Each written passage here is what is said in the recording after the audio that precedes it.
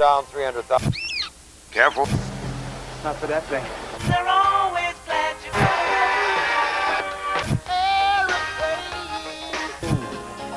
Drive to Wendy's.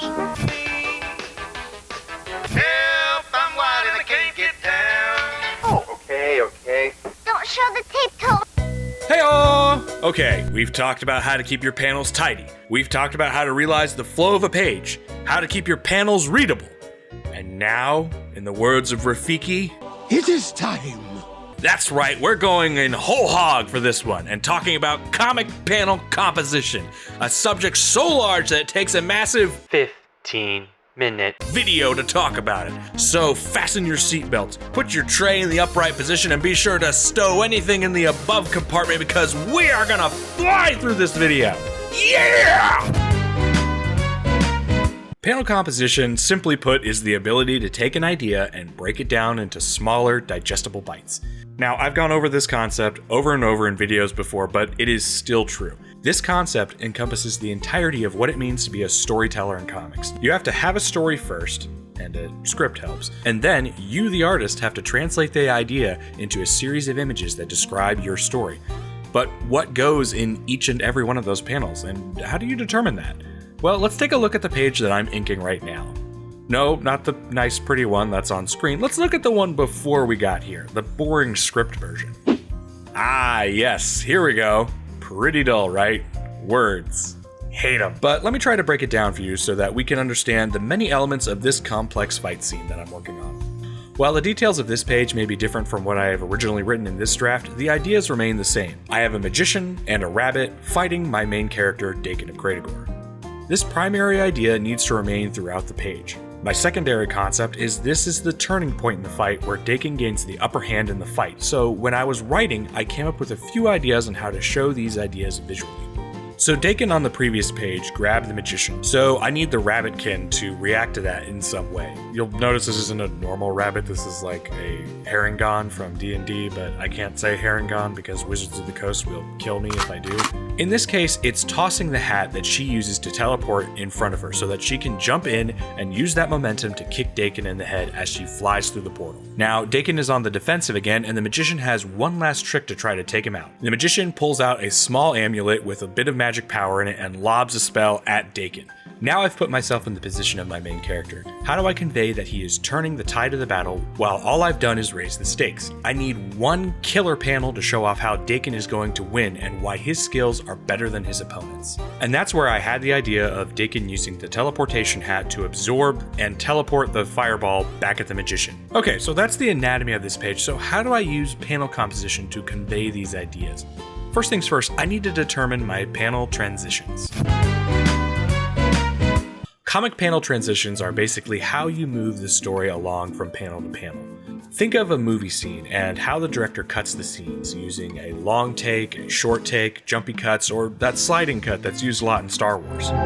Comics have a similar version of these that help the viewer understand what they are reading. Scott McCloud talks about 6 different panel transitions in his book, Understanding Comics. Each of these transitions describe how time, action, and concepts are moving from panel to panel, and you can find examples of all of these in any comic that you pick up. The basic transitions are as follows: moment to moment, in which very little changes between nearly identical panels to show the passing of time or to build tension, like in this example. Action to action, where a character's action moves to another reaction, like in a fight or a chase scene. Subject to subject, where 2 or more ideas are being used to convey the same scene, allowing for multiple perspectives for the reader.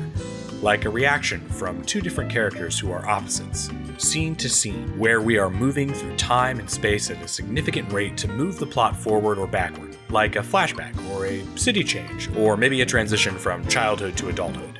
Aspect to aspect, where we're showing the reader different elements of the same scene, like an establishing shot of a city followed up by a close-up of a cafe. This allows the reader to understand where they are in the scene and what we're focusing on. And finally, non sequitur, where none of the panels really connect and nothing really makes sense. Like if you were going for a trippy or surreal comic experience. Each of these transitions has their own place and time and can be used in a variety of ways. But for this video, I'm going to be breaking down the panel transitions that I'm using for this page specifically. So we've already established that there's a lot that I want to show in this page, but I need to realize that first, this is an action scene. This affects everything in my thinking and how I approach the scene. An action scene can convey a lot of different messages to the reader if approached well. You don't just want to have an action scene because action scenes are cool and exciting. Narratively, you need to either move the plot forward or establish a fact with an action or fight scene. In this case, I know that we've had a lot of talking and discourse and exposition in the Witchborn comics so far, so we need to pick up the pace and get to another part of the story. And so I've decided that a fight scene would transition us from the talking parts of the comic into the more action parts of the comic, since this is generally going to be a fantasy action comic, so having a fight scene every few pages is totally fine. So you've probably guessed we're going to be doing a lot of action to action for most of this page. However, don't think that every panel is just going to be somebody throwing a punch and then somebody throwing one back. In the first panel, the rabbit throws the hat. The second panel, Dakin is threatening the magician. This is almost an aspect to aspect transition rather than an action to action, as we are setting up what is about to happen. The next panel shows us how it's an action to action, as the rabbit jumps through the hat and lands a blow on Dakin, because portal physics. Then we go to the magician, pulling out a small amulet and preparing to lob a fireball at Dakin while he fights the rabbit. I would almost call this a subject-to-subject transition, as the two things are happening at once, and eventually colliding into an action-to-action transition, as the fireball is launched at Dakin, and Dakin reacts by pulling up the hat. One last thing though, I want to make sure that the reader wonders if this all works, and what happens. Does the fireball go through the hat and just burn up Dakin? Does it get teleported? Does the magician get fried? And I'm just going to cut off the scene here, because I don't have to show the reader just yet. I want them to turn the page and see what's going to happen, because I've planned out my panel flow. Check out a video I did about that earlier. I may be wrong about how I've broken down some of these transitions, whether I've misdefined them or maybe mislabeled them in some way, but I believe that all of these have helped convey the information that is happening in the scene. I know this because I'm still conveying the original points that I had for this scene to my reader, while also condensing a lot of information about this fight into some quick panels so that it feels like that this scene is moving very quickly within the page. Each of the panel transitions are used in their own way to tell a story or idea to the reader, and if you understand how they work, your panel composition will be less of a mystery and more easy for you in the planning stage. Trust me, you want to start looking at these sooner rather than later, so you're not like me and flailing around for how am I going to get this page planned? Anyway. So now that I have a general idea of how I want the story to flow from panel to panel, I need to find a way to enhance that message even more, since this is a fight scene. And for this, we're going to use framing. This is going to be super fun. I love this. Just like how details come after sketching, framing elements on your page need to come after you've determined the flow, so that each panel gets the main story across to your reader, and not so that you just have a bunch of fancy panels that you can't understand. Sometimes when it comes to framing, the story just calls for leaving your characters in the boxes that they're in, but other times it calls to show action or extreme movement in the panels, and they need to break out of the box by smashing through the panels or diving through the page.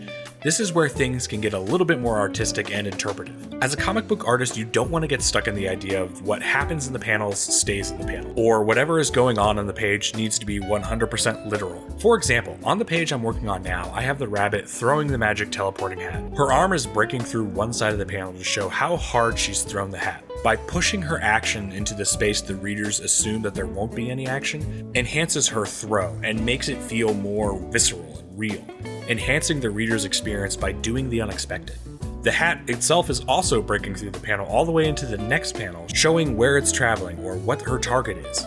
We could have just shown her throwing the hat from a back angle or from a perspective that shows both her target and her throwing the hat, but that wouldn't have been as interesting or visually compelling or fun for me to draw. We want to use the full medium of paneling to help us tell our story, getting the most out of our comic book page and the unique opportunities it provides us rather than any other medium that we could be working in. Then there's the mini action happening near the bottom of the top two panels. It's not super well drawn here and you can't really see it. I'm going to refine it once I move over to digital. But the rabbit is shown going from pose to pose, running and leaping into the teleporting hat, all while the other two panels are happening right above it. These small little drawings enhance the idea that I want to convey, that the rabbit is going to use her momentum to take on the much taller opponent by running and leaping into the hat and then teleporting on to the next page in this great reverse checkmark movement. It also shows why she threw the hat in the first place. She needed it to be further away from her so that she could get a running start before she leaped into it. But why show her running in between the two panels? And why is she not in a panel at all? This is where I'm using a bit of artistic liberty. I want the reader to be able to interpret that all of these things are happening at the same time. That's why in the first panel I have the hat overlapping the second. That's why I have her leaping in between the panels instead of her own.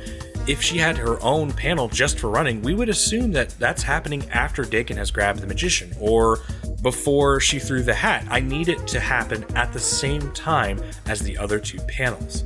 By showing her leaping in a boundless free space, we can assume that she is completing this action at the same time as the other two panels, and thus intensifying the pace of the scene and the payoff for when she leaps through the portal and into Dakin's face. This comes from a deeper understanding of how the eye is going to flow through this page. We've got this lovely little circle of movement and action that will just enhance everything, and it's so fun. I love doing these things, and it makes me happy when I see it in other comics.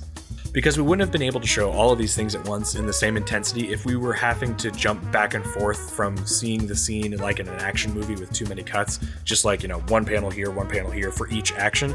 Sometimes you can just condense 3 or 4 panels, well, maybe not 4, but a couple of things all into one little area.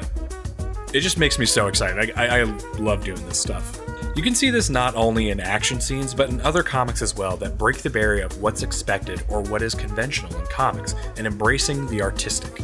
This can be done only when you understand the rules of comics, so that when you break them, you know what you're doing. You're not just breaking the rules to be a rebel or a punk. Make sure that you understand and read up and study what is expected in comics. So look at Z pattern, I made a video about that. Look at panel flow, it's in the same video. Make sure that your comic is readable. I'm just gonna promote the heck out of all the other videos I made in this series, but seriously, once you understand these rules, you can do pretty much anything you want in your panels. Because at that point, you're breaking convention in order to surprise your readers or enhance your story, which is far more important than I'm gonna break the rules because why would I follow the rules that other people do?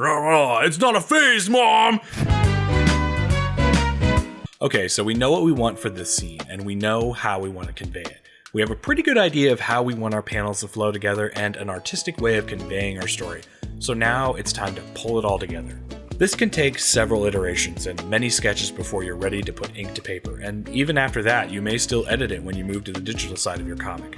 For me, I know that some things on this page are going to have to move if I intend to put text on it. I know that I'm going to have to polish up some of the smaller panels and the mini things that I can't quite reach. It may seem overwhelming, pulling together the basic knowledge of paneling with the artistic ideas that you have and the rules of composition, and for a while, it will be, until you get more comic making under your belt. As annoying as that is to hear for some of you, you can't shortcut this knowledge or experience. Unless you have a natural instinct that makes comic composition easy for you, you have to train that instinct into yourself through consuming comics and manga and webcomics and movies, and by making your own comics and manga and webcomics and, well, not movies, but a lot of lessons that I'm talking about today come from just making comics. I've only been doing this comic for a few months, but I've already learned so much, and I have a built-in sense of what works and what doesn't. And I know that sense will get sharper and better as I continue to exercise that part of my brain that is focused on comics and composition. As you continue your comic making journey,